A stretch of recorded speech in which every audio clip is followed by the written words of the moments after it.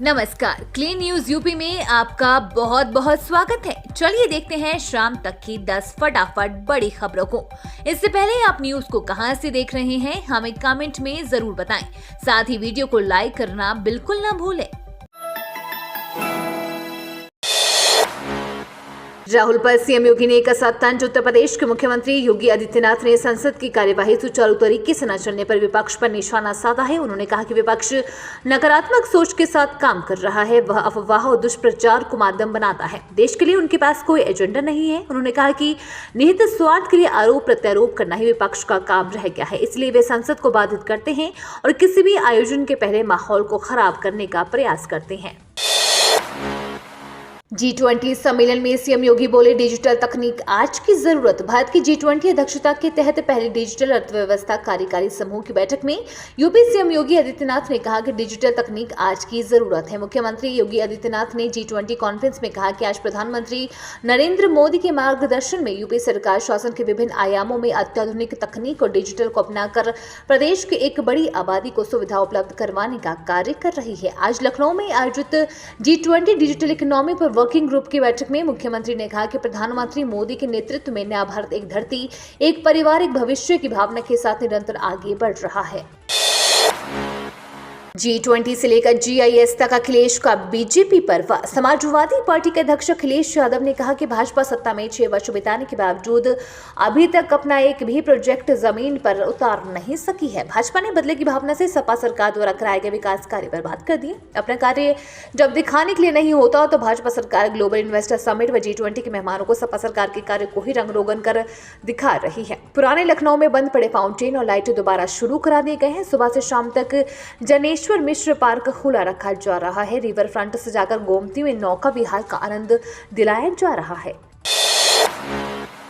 UP में अब 33.50 लाख करोड़ रुपए से ज्यादा का निवेश, बंपर रोजगार के अवसर। वैश्विक निवेशक सम्मेलन खत्म होने के साथ ही प्रस्तावित निवेश का आंकड़ा 33.50 लाख करोड़ से ज्यादा का हो गया है। अब MOU की संख्या 18,643 से बढ़कर 19,058 हो गए हैं। अब कुल निवेश प्रस्ताव के अमल में आने पर 93,82,607 लोगों को रोजगार मिलने का रास्ता साफ हो गया है। अब KCC समूह गौतम बुद्ध नगर में इलेक्ट्रिकल व्हीकल प्लांट लगाएगा। इसमें 1 लाख करोड़ का निवेश होगा और 30,000 लोगों को रोजगार मिलेगा।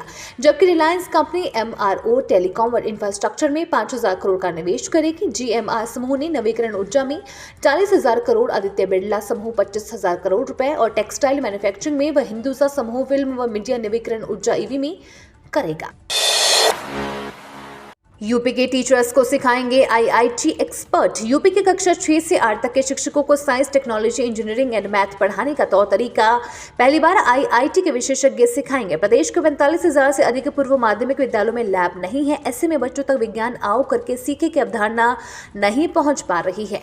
सिमेट के निदेशक दिनेश सिंह ने बताया कि प्रशिक्षण का उद्देश्य शिक्षकों में प्रयोग आधारित शिक्षण के प्रति आत्मविश्वास जगाना है। सिमेट के प्रशिक्षण प्रभारी प्रभात मिश्रा ने बताया कि यह पहला मौका है जब IIT के विशेषज्ञ शिक्षकों को प्रशिक्षण देने आ रहे हैं। 13 से 28 फरवरी तक प्रदेश भर के 375 शिक्षकों को डाइट, प्रवक्ता, SRG, ARP आदि को मास्टर ट्रेनर के रूप में प्रशिक्षण दिया जाएगा। बाद में ये मास्टर ट्रेनर अपने अपने जिलों में सभी शिक्षकों को ट्रेनिंग देंगे।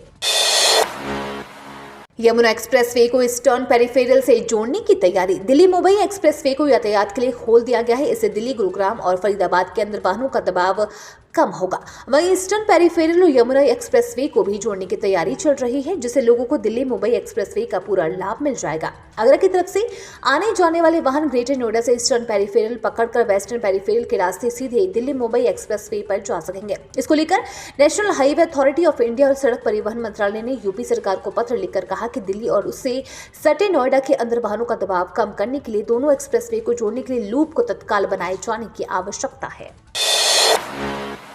रेलवे ने यूपी के यात्रियों के लिए 4 और होली स्पेशल ट्रेन चलाने का ऐलान। देश भर में 8 मार्च को रंगों का त्योहार यानी होली मनाई जाएगी। होली की वजह से ट्रेनों में त्योहार को ध्यान में रखते हुए भारतीय रेलवे ने तैयारियां शुरू कर दी है। भारतीय रेल के पूर्व मध्य रेलवे जोन ने यात्रियों को आरामदायक और सुविधाजनक सेवाएं देने के लिए होली स्पेशल ट्रेन चलाने का ऐलान किया है। पूर्व मध्य रेलवे के मुताबिक ये होली स्पेशल ट्रेनें पटना, आनंद विहार, मुजफ्फरनगर, यशवंतपुर, बरौनी, पुणे और जयनगर, मुंबई के बीच में चलाई जाएंगी। रेलवे ने त्योहार पर यात्रियों की सुविधा के लिए चलाई जाने वाली होली स्पेशल ट्रेनों की डिटेल्स शेयर की है। बताते चले कि पूर्व मध्य रेलवे ने इससे पहले भी होली स्पेशल ट्रेन चलाने का ऐलान किया। यूपी में बनेगी देश की पहली life science city. America Europe की तर्ज पर भारत में लाइफ साइंस सिटी के कॉन्सेप्ट को इंप्लीमेंट करने की तैयारी है। बड़ी बात यह है कि इसे विदेशों में बनी लाइफ साइंस सिटी का अपडेटेड वर्जन माना जा रहा है। गौतम बुद्ध नगर में जेवियर के करीब 100 एकड़ की जमीन पर इसे डेवलप करने का प्रस्ताव हार्वर्ड स्कूल ऑफ मेडिसिन के molecular oncologist doctor Ram S Upadhyay ने दिया है। इससे करीब 20,000 जॉब्स मिलने की उम्मीद है।